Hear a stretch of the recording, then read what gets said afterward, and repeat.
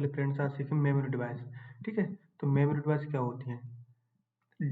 Data और सूचना को स्टोर रखने के लिए जिन उपकरणों का उपयोग करते हैं, मेमोरी डिवाइस उन्हें कहते हैं। ठीक है, devices which are used to store data. Okay, क्या कहते हैं? मेमोरी डिवाइस कहते हैं। अब मेमोरी डिवाइस इस प्रकार से कुछ दिखती हैं। ठीक है, कई टाइप की होती हैं। इस प्रकार की मेमोरी डिवाइस दिखती हैं। ओके, कंप्यूटर केवल बाइनरी भाषा समझता है। बाइनरी भाषा 0 और 1 की फॉर्म में होती है। हम जो भी कंप्यूटर में काम करते हैं वह कंप्यूटर की मेमोरी में बाइनरी रूप में स्टोर होता है। एक बात ध्यान रखना है, हम जो भी एंटर कर रहे हैं कीबोर्ड से, मान लो मैंने अपना चैनल का नाम जो भी लिख रहा हूँ, तो वो हम लिख तो रहे हैं कीबोर्ड के द्वारा, पर कंप्यूटर केवल 0 1 की फॉर्म में ले रहा है। ठीक है, जो भी डाटा लेता है।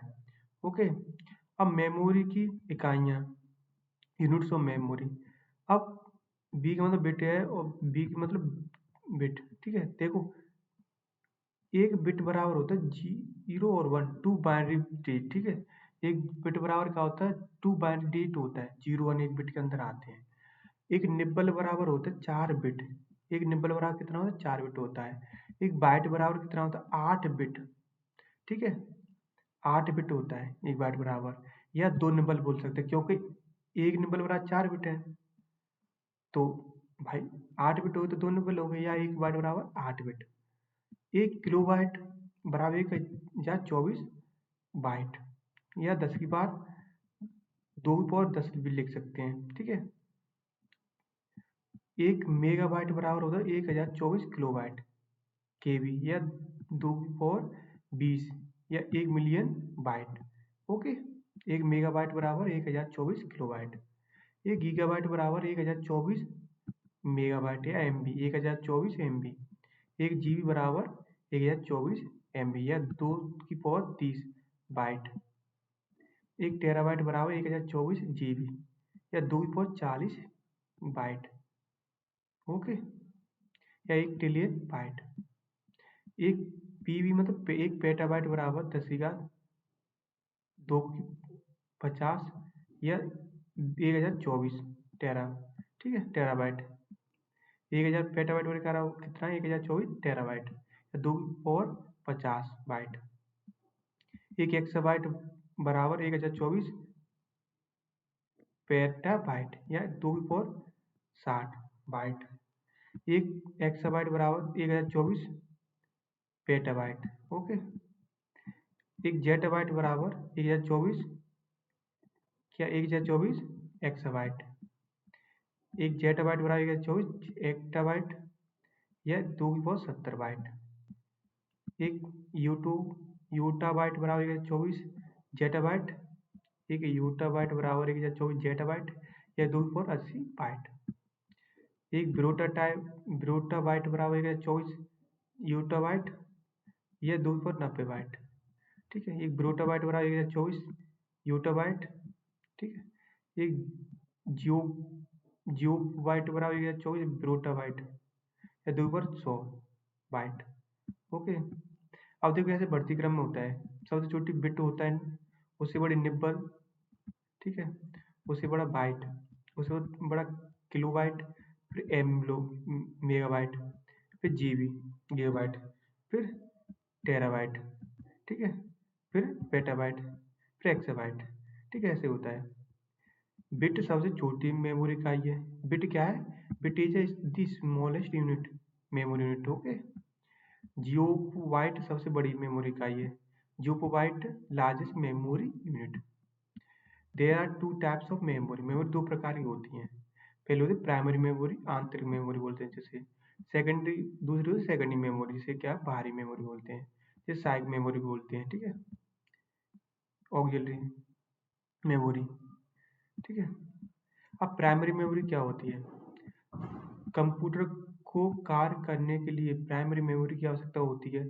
सेमीकंडक्टर मेमोरी के नाम से भी जाना जाता है। ठीक है, प्राथमिक मेमोरी को मुख्य मेमोरी या आंतरिक मेमोरी भी कहते हैं।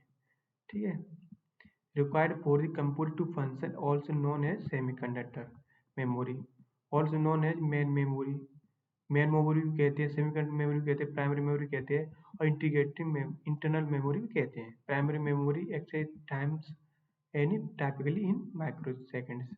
ओके, ठीक है।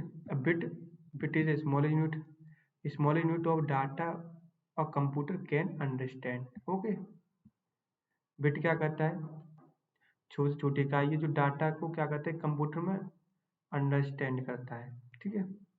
कैरेक्टर, अब बाइट और 8 बाइट्स ये कैरेक्टर होता है। एक field, a collection of related characters को फील्ड बोला जाता है। Records, a collection of related fields को रिकॉर्ड्स होते हैं। डाटा फाइल्स, ठीक है, a collection of related records, data files. Database, a collection of related files, ठीक है, इस प्रकार से होता है। ठीक, बाइट बिट होता है, फिर बिट से बाइट, बाइट से फील्ड, फिर से रिकॉर्ड्स, रिकॉर्ड से डाटा फाइल्स, डाटा फाइल से database dB. Okay. Memory, memory दो प्रकार की है, स्ट्रक्चर समझते हैं। प्राइमरी मेमोरी जिसे इंटरनल मेमोरी कहा जाता है, दूसरे सेकेंडरी मेमोरी, ठीक है, जिसे एक्सटर्नल मेमोरी कहा जाता है। Primary memory, RAM. रैम दो प्रकार की होती है, एस रैम मतलब स्टैटिक रैम, दूसरी डी आर एम मतलब डायनेमिक रैम। फिर होता है ROM, programmable read only memory, फिर इरेजेबल रीड ओनली मेमोरी, फिर electronic erasable program read only memory. Okay. Secondary memory को, प्राइमरी को दो में बांटा गया था, रैम में और रोम में। और सेकेंडरी को तीन में बांटा गया है, मैग्नेटिक स्टोरेज, ऑप्टिकल स्टोरेज और फ्लैश स्टोरेज। ठीक है, फ्लैश स्टोरेज। अब मैग्नेटिक स्टोरेज में कौन कौन सी आती हैं, एक एचडीडी आती है, हार्ड डिस्क ड्राइव, फिर दूसरी है floppy disk drive. Magnetic storage तीसरी है मैग्नेट टैब। ठीक है। अब ऑप्टिकल स्टोरेज में सीडी, कॉम्पैक्ट डिस्क, फिर डीवीडी। ठीक है, डिजिटल वर्सटाइल डिस्क होता है। फिर फ्लैश डिस्क में पेन ड्राइव और memory card. Okay, flash disk में होते हैं, मेमोरी कार्ड सब जानते हैं, जो गाने भरवाने के लिए जाते हैं मेमोरी कार्ड में जाते थे। सिंपल बात है ये। अब आता है हमारा रैम। रैम क्या होती है, रैम होती है रैंडम एक्सेस मेमोरी, रैम को बोला जाता है। Also called main access memory, बोला मैन मैक्स मेमोरी बोला जाता है। ये एक प्रकार की वोलेटाइल मेमोरी है। ठीक है, और सेमीकंडक्टर मेमोरी कहा जाता है इसे। इसे अस्थायी या आंतरिक मेमोरी भी कहा जाता है। टेम्पररी एंड इंटरनल मेमोरी कहा जाता है रैम को। लाइट जाने पर, सप्लाई बंद होने पर इसमें मौजूद डाटा नष्ट हो जाता है। ठीक है, अगर लाइट चली जाए तो रैम में से पूरा डाटा सप्लाई बंद हो जाएगा। ठीक है। ओके, ठीक है। और सीपीयू, सीपीयू द्वारा किए जाने वाले प्रत्येक कार्य को रैम में आना अनिवार्य है। ठीक है, अगर हम सीपीयू द्वारा कोई काम कर रहे हैं तो काम रैम में आना अनिवार्य है। ठीक है, रैम में जरूर आएगा वो काम। समझ आया? कोई भी प्रोग्राम होते समय रैम में जाता है। ठीक है, अगर कोई प्रोग्राम हो रहा है तो वो रैम में जरूर जाएगा। ठीक है। अब दो प्रकार की होती हैं रैम भी, कितने प्रकार की, दो प्रकार की होती हैं। पहले तो डी रैम मतलब डायनामिक रैंडम एक्सेस मेमोरी। इसमें डाटा को बनाए रखने के लिए बार बार रिफ्रेश करना होता है।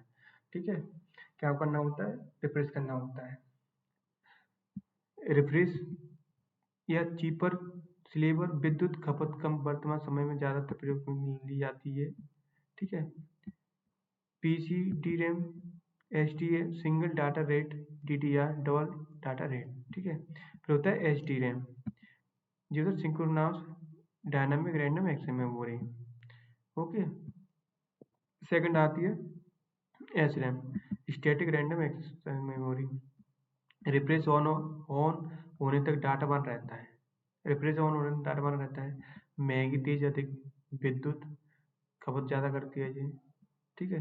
यूज इन शेयर मार्केट में यूज होती है, BSE Bombay exchange, stock exchange में, या एयर ट्रैफिक कंट्रोल सिस्टम में आती है। एक और same single in line memory module, ये होता है DIMM dual in line memory module. Okay, अब invention of RAM ROM, Robert Dennard का इन्वेंशन किया उसका। इन्वेंशन डी रैम का किया था रॉबर्ट हेल्थ डेन, एस रैम का रॉबर्ट नॉर्मैन ने, और R O R A M का रोमबस dynamic random access memory full form है ये। बी रैम मतलब वीडियो रैंडम एक्सेस मेमोरी। ये रैम के बारे में पढ़ा था, हम पढ़े रोम के बारे में। Read only memory full form में। प्रॉपर्टी है बॉम मतलब right on read many. Okay,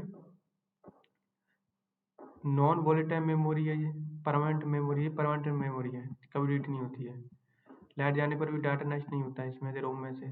रोम में उपस्थित इस टाइप प्रोग्राम BIOS में बेसिक इनपुट आउटपुट सिस्टम, ठीक है, ये उपस्थित होता है BIOS में, basic input output system.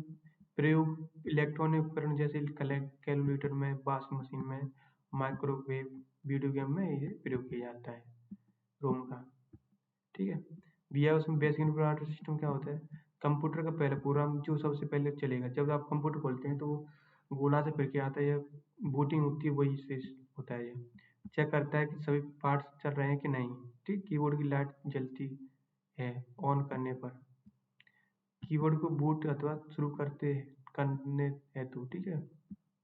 BIOS को ही पोस्ट नाम से जाना जाता है। BIOS को क्या जाना जाता है? पोस्ट, ठीक है। पावर ऑन सेल्फ टेस्ट, ये होता है CMOS battery, complementary metal oxide semiconductor. कार्य इसका होता है कंप्यूटर की घड़ी को चलाना, ठीक है। रोम 3 प्रकार की होती हैं। पहला तो PROM, programmable read only memory. ये क्या कहता है? Free memory created by heating the content can be changed once after it created, ठीक है।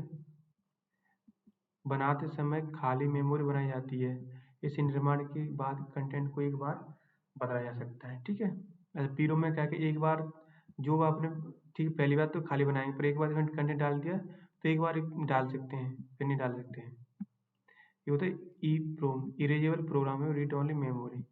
ये क्या बार बार मिटा कर लिखा जा सकता है। अच्छा, ये EPROM में क्या करते हैं? बार बार हम डाटा भर सकते हो, बार बार मिटा सकते हैं, ठीक है। इरेजर बाई जी, रेज होती है यूवी मतलब रेडिएशन से होती है। It is rays with the help of ultraviolet rays से क्या करते हैं? परावर्तन किरणों की सहायता से मिटा देते हैं। फिर तो एक होता है EPROM, electrically erasable program read only memory, ठीक है। जिस प्रोग्राम को विद्युत की मदद से चेंज किया जा सकता है, ओके। ये होता है वोलेटाइल मेमोरी। अब वोलेटाइल मेमोरी क्या होती है? इस मेमोरी को संग्रहित रखने के लिए लगातार पावर की आवश्यकता होती है, ठीक है। लाइट जाने पर इसमें मौजूद डाटा मिट जाता है, मतलब लाइट जाने पर क्या होता है? मिट जाता है। और ये सब वोलेटाइल मेमोरी होते हैं। रैम होती है, एस रैम होती है, डी रैम, कैच और रजिस्टर, ये कैसी वोलेटाइल मेमोरी होती हैं, ठीक है। और नॉन वोलेटाइल मतलब सीधी बात हमने ये समझा, वोलेटाइल मेमोरी होते हैं जिनका डाटा लाइट जाने डाटा पहुंच जाने पर डाटा क्या होता है? खत्म हो जाता है, डिलीट हो जाता है। ये होता है नॉन वोलेटाइल मेमोरी, ठीक है। लाइट जाने के बाद भी डाटा संग्रहित रहता है, डिलीट नहीं होता है, ठीक है, जिन्हें नॉन वोलेटाइल मेमोरी कहते हैं। जिनमें रोम आती है, PROM आती है, और EPROM आती है, EEPROM और NOR और NAND, SSD, magnetic storage device है, हार्ड डिस्क और मैग्नेटेप फ्लॉपी डिस्क, ये सब कैसी आती हैं? जाती हैं हमारे नॉन वोलेटाइल। अब इसमें थोड़ी इस प्रकार से सब मेमोरी हैं, मेमोरी होती हैं, ठीक है। चिप हो गई, ठीक है, ये CD हो गई, ये हार्ड डिस्क हो गई, ये हार्ड डिस्क जी, तो ये मेमोरी है, ठीक है।